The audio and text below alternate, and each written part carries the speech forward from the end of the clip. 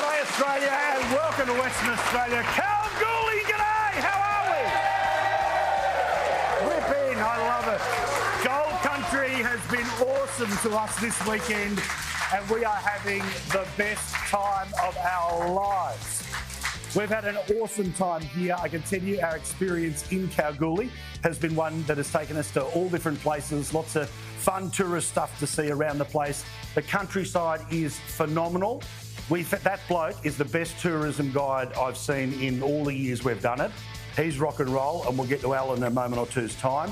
Local legend Kevin Bloody Wilson, my friends. KBW, good on you, rip him in. Kalgoorlie native, he's on the show tonight. Looking forward to this.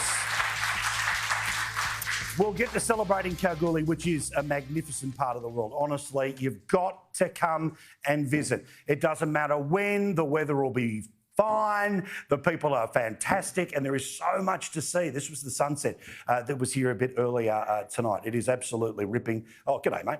And anytime you get outside and have the chance to go a little further out, amazing stargazing, just beautiful country.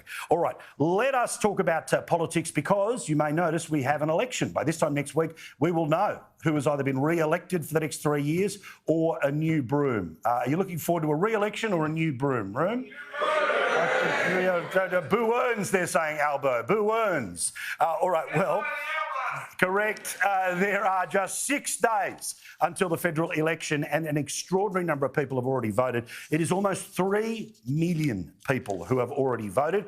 Early voting again kicks up again tomorrow. There's about 2.4 million people who have already cast their votes. I say go and do it tomorrow. Why? Because no one's going to change your mind. So let's try to change the country with your vote. And remember, what you do with your preferences really matters. 500,000 postal votes have already been returned. There's another 2.5 million outstanding right now. The latest polls, they show that maybe things are bottomed out when it comes to the Liberal Party's slide, but if the polls are right, there will be a re-election of the Albanese government in just a few days' time. The news poll, which is dropped in the Australian newspaper, will be front page news tomorrow, but I can tell you tonight that it is going to be most likely a hung parliament, but not by much. They're closing in on a potential majority of 76 seats. The Labor Party, 52 to the Coalition's 48. Worth noting here, the One Nation vote, and I've talked about this, how many days, how many weeks, how many months, and now how many years. It is now at 8%. Pauline, in fact, was here in Kalgoorlie over the weekend. She was at the Nullarbor muster, which was 4 hours up the road. I can tell you that is one of the reasons why. Maybe the pubs were slightly quieter last night because lots of people were there and having a good time. Well, the Pauline Hanson party is now 8%. Now, they were 5% at the last election, 3 points up, and with her being very clear about preferencing that if you vote One Nation, preference the LNP, that is what could be the game changer and the game saver from the coalition. Not just in terms of whether they keep the seats they have, whether they go backwards, but where they are able to go forwards. Now, that national number is going to be different in Western Australia, where the Upper House has got a One Nation member. In South Australia, where the Upper House has a One Nation member. Victoria, New South Wales, Queensland, all of those factors slightly higher, slightly lower, but you can't help but see the Labor Party is 2 points higher than where they were at the last federal election. The LNP is about where it was at the last election. And here's the bit that if you're a hardcore Team Blue supporter is not going to fill you with much confidence. But, you know, we don't do happy talk. I tell you what's going on so nobody wakes up surprised. Newspoll did a survey of people about whether the government deserves to be re-elected or whether the opposition is ready to govern. Just 39% of people in Australia believe the government deserves to be re-elected, but 62% are unconvinced that the opposition is ready to govern. As for the bookies, the numbers get tighter now, so if you think there is an upset in the offing, bet responsibly. But $6 is what the coalition is paying, in and around $6 on Sportsbet, Ladbrokes and at the TAB. For his part, Peter Dutton seems to have turned a corner and decided, bugger this, I'm going all in. Now, yes, a significant number of people have already voted. More people have not. There is apparently about 20% of people that will make their decisions in the last few days. And Peter Dutton says, like we say on this show, nothing is inevitable. In fact, you're going to decide, not the media. We are in the fight of our lives over the course of the next 6 days. I have no doubt in my mind that we can win this election. Forget about what you're being told by the ABC and The Guardian and the other hate media. Forget about that. How good's ripping into The Guardian? The Turnbull Times. Oh, didn't they dislike that? Good, bugger them. All right, now, as for the Prime Minister, he thinks that this tougher tone from Peter Dutton, of course, means cue the ooga booga music. A choice between building Australia's future or a darker, meaner, nastier reboot of the past. A choice between going forwards or getting dragged backwards. Do you think that's what the opposition's pushing at this election? A darker, meaner version of the past? Or they just want to get rid of a government that hasn't done great in the past 3 years, right? Correct. Take the pain away. All right, I like a good Kalgoorlie crowd. I was promised a fire up and I want to get it. And if you're not loud enough, we're going into the Gold Bar and I know you're going to fire up in there. Now, that's the joint you go to at the very end of the night. I've been here for a couple of nights and I know that, and they've got sticky feet to prove it. All right, it said sticky shoe. Anyway, you get the point. One of the things that has changed during this election, and we know it has changed polling-wise during the election, is the question of cost of living. Cost of living, number one issue, but who has the better solution to it? Have a look at this. This is the news poll and some of the data behind it. It shows that in the past month or so, massive swing towards the Labor Party, and you can see that they're back to where they were at the start of the Voice year in February 2023. Now, my Labor friends, and believe it or not, there is one or two who still talk to me, they just don't believe that the swing is this big. Because put simply, why would you think one thing for 2 years and then magically change your view in just a few weeks? So obviously, if we're sitting here next week and that's what all the numbers are, well then, yep, all of that was right.